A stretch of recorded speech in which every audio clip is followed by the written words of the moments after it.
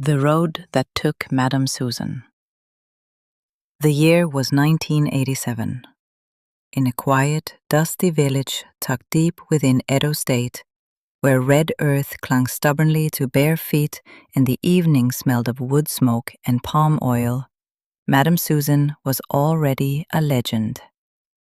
No one remembered exactly when she left the village the first time. Some said she disappeared as a poor girl and returned as a queen. Others said she had always been clever, too clever for a place where survival depended on patience and honesty. But when she came back, everything had changed. She arrived in a shining Peugeot, her skin glowing, wrists heavy with gold bangles, her voice smooth like honey. Children ran after her car, women stared, men respected her. She was no longer just Suzan, she was Madame Suzan. At first, she was generous. She paid hospital bills, sponsored funerals, gave small loans to struggling traders. She dressed like a woman who had seen the world. Italy, she said, a place where money flowed like water, where streets were clean, and dreams could be bought if you had courage. Then, slowly, her real business began. She started with one girl. "Come with me," she told her softly. "I will take you to Europe. You will work, make your own money, and build a life. No suffering like this again." The girl agreed. She left the village with hope in her chest and her mother's tears on her shoulders. She never came back. Then came another girl, and another, and another. Each one left with promises.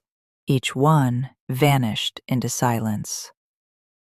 By the early 1990s, Madame Suzan's network had grown. She no longer needed to convince girls directly. Her success stories spoke for her. Families begged her to take their daughters. Poverty made people blind to questions. But whispers began to spread. "They say she takes their passports. They say they cannot come back. They say they are forced into the streets at night." Still, no one confronted her, because Madame Suzan was powerful, and fear is louder than truth. Far away in Europe, the truth was far darker than the whispers. The girls arrived in unfamiliar cities, their eyes wide with confusion. At the airport, Madame Suzan would smile reassuringly until the moment they stepped outside. That was when everything changed. Their passports were taken, their freedom stripped. "You owe me," she would say, her voice no longer sweet. "Every kobo I spent to bring you here, you will pay it back." "How?" they would ask, trembling. Her answer was always the same. "You will work." And they did, night after night, cold streets, strange men, fear swallowing their voices. They sent money back, not to their families, but to Madame Suzan. A debt that never seemed to end. Years passed. Madame Suzan grew richer. Her name became both a blessing and a curse. In the village, she was still admired. In Europe, she was feared. But time has a way of catching up with even the most untouchable people. By 1996, something had changed. Those who knew her closely said she had become restless. She slept less. She avoided certain roads. She spoke of shadows and dreams that chased her.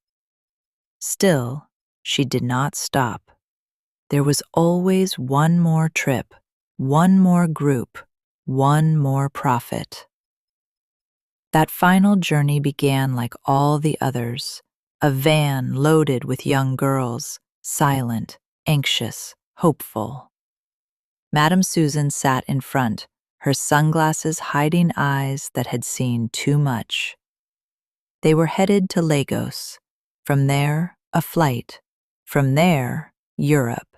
From there, the same cycle.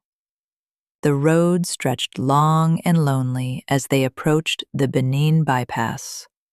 The sky was heavy that evening, thick with clouds that threatened rain. The air felt strange, like something unseen was waiting. One of the girls spoke softly. "Madam, I don't feel well." Madame Suzan didn't turn. "Keep quiet," she snapped. The driver pressed on. Then suddenly, a loud sound, a swerve, a moment of chaos, and then silence. The van did not crash violently. It simply rolled to a stop, too quietly, too suddenly. When the driver looked back, his hands trembling, Madame Suzan was slumped in her seat, unmoving, eyes wide open, but empty. The girls began to scream.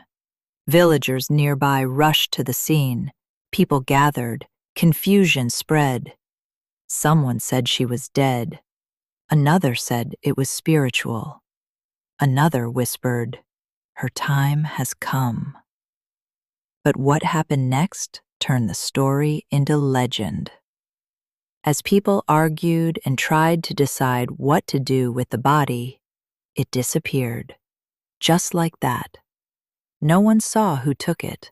No one saw how. One moment it was there, the next it was gone.